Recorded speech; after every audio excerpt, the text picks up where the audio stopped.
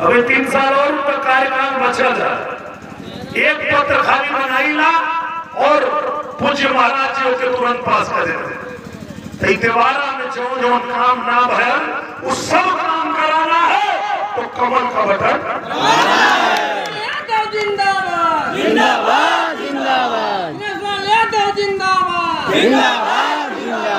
हमारे देवारा का भविष्य चमकाना है तो कमल का बटन दबाना है।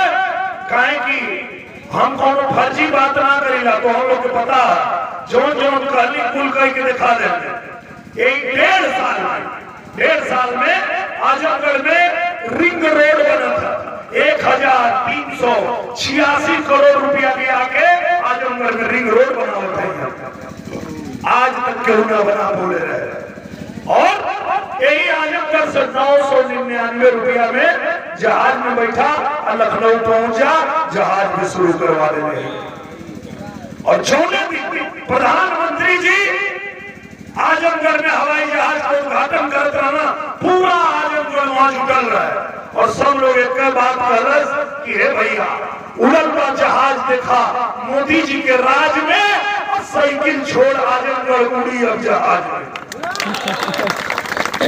पूरा आजमगढ़ जहाज में उड़े के तैयार है। देवारा भी तैयार हो जा।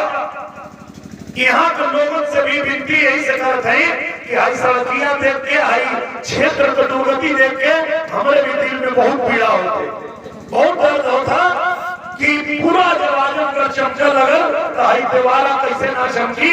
ये देवारा के भी चमका के दिखाई। काहे कि आप लोग आजमगढ़ में एक एक बच्चा से पूछ लिया 15 महीना में 15 साल से ज्यादा काम करवले बा, केहू जमन ना करे पवलस को के निरहुआ देखवले बा। पूरा आजमगढ़ चमके लागल और सबके साफ दिखाते बा। आजमगढ़ के बच्चा बच्चा दिनेश लाल यादव के साथ बा।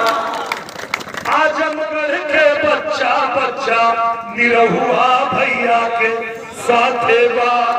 और अगर आप लोग भी हमारे साथ रहा देवारा के चमकावे के है तो हमारे साथ एक बार हाथ उठा के आप भी जयकारा लगा रहा।